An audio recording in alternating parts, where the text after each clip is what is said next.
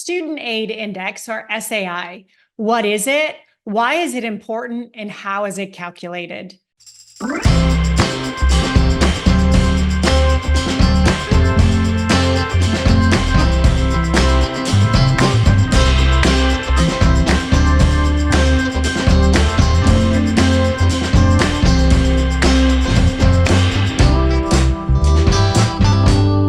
Well, the Student Aid Index is basically a number that represents what every family can afford to pay for college in the federal government's eyes. Now, the reason it's so important is because this truly is the foundation for all financial aid that your family is going to be eligible for.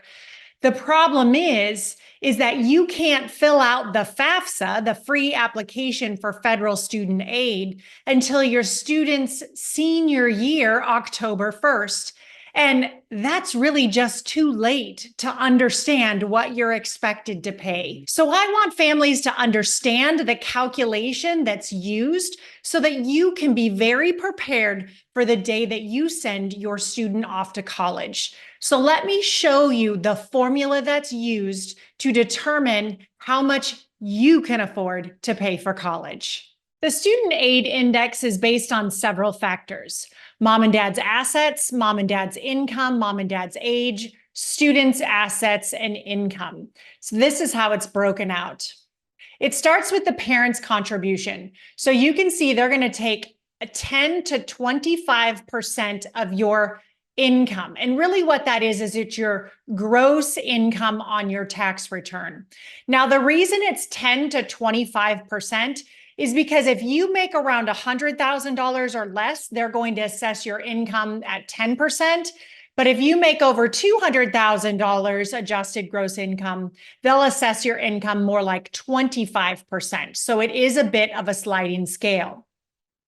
Next, they're going to look at your assets, and your assets represent stocks, bonds, and mutual funds, 529 accounts. Now, this is important. A 529 is a parent asset, not a student asset.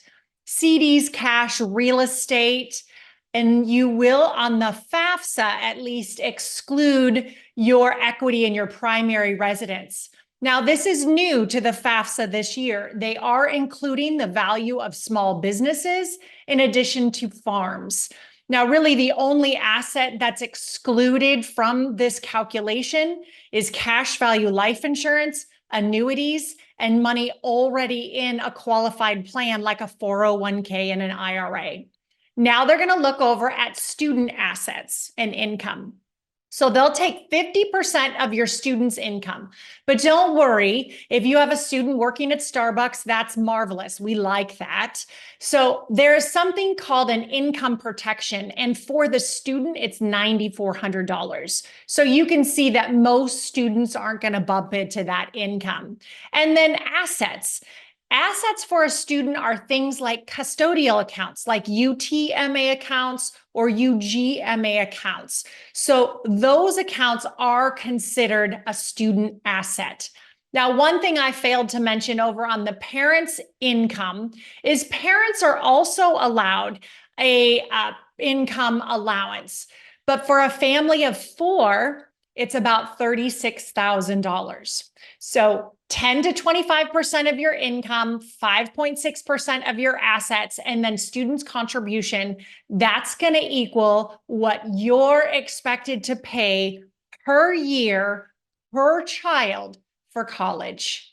The cost of college today is well over $100,000 for a 4-year in-state public college diploma. So you can see, while understanding how much you're expected to pay or that student aid index very early in the process, maybe even when you have someone in middle school or high school, will help you prepare for this gargantuan cost called college. I want all families to make well-informed decisions about college savings, college planning, and how they're going to fund college. So I offer a free customized college report that will tell you what your student aid index is or expected, or what your family is expected to pay.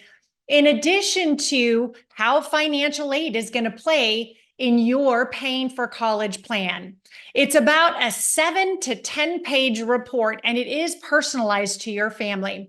So I'm going to ask you to head over to my website, monicafelton.com, and look at that college report.